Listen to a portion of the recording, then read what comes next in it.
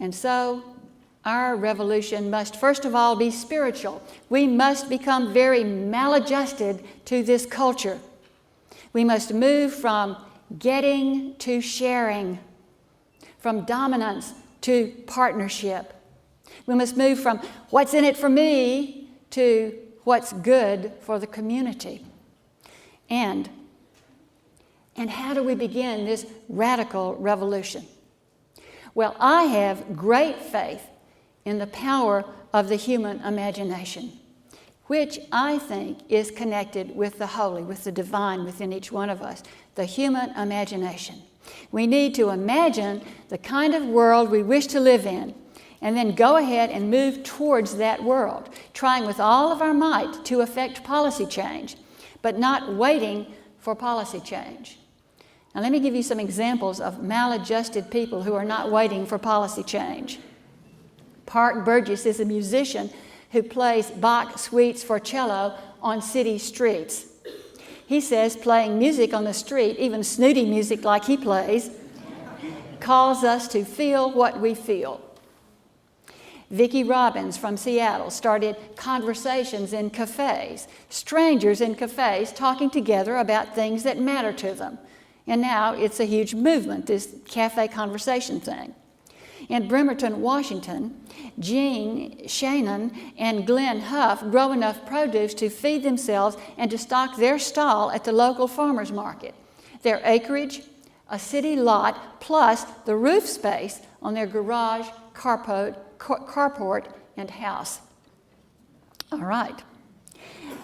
I love Paul Goodman's suggestion. He said, suppose you had the revolution that you're talking about and dreaming about. Suppose your side won and you had the kind of society that you wanted. How would you live, you personally, in that society? Start living that way now. And when you run up against obstacles that won't let you live that way, then begin to think about how to get over or around or under that obstacle. And then your politics will be concrete and practical. Think about it. Living our values together in community, moving towards that promised land. Let me tell you a story. I call it My Little Christmas Miracle. I was having some sad feelings during the Christmas season, as generally happens every year. Christmas is not generally a cheery time for me. I was far away from my children and my little grandson, and I was wishing that they were near. A friend suggested that I put up a Christmas tree to raise my spirits.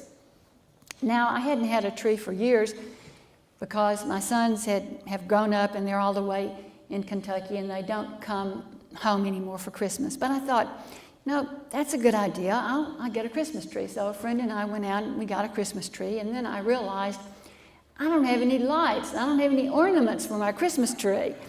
So I decided to have a spontaneous tree trimming party. So a couple of days before this event, I started calling a few people and telling them to come over and have some cookies and some cider and to bring an ornament for the tree. But some people were busy. It was right in the middle of the holiday season. So about an hour before the party, I started to panic, and I thought, well, I've got to invite more people. So I started leafleting in the neighborhood. I went in the neighborhood,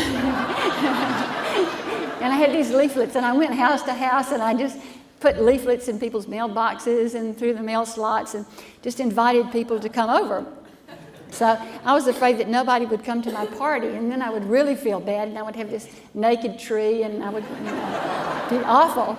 So, and plus the fact that I had made these cookies and I burned them to a crisp. So I was just really feeling pretty depressed.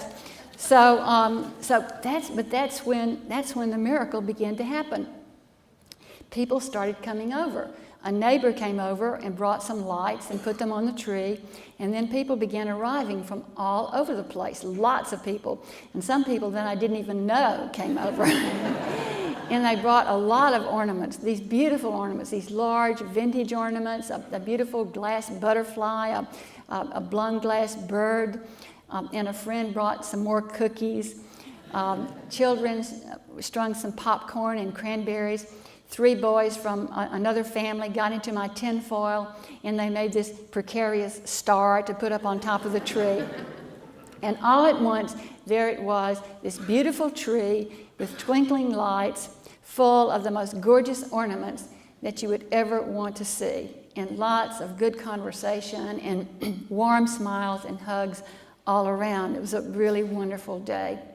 And so what I learned that day was this: we can feel alone or scared or confused or any number of bad things. And if we imagine a different way to be and ask others to help, magic happens. People think of ways that you wouldn't imagine alone, like that star, that guiding star. Help comes that you didn't even ask for, like those cookies.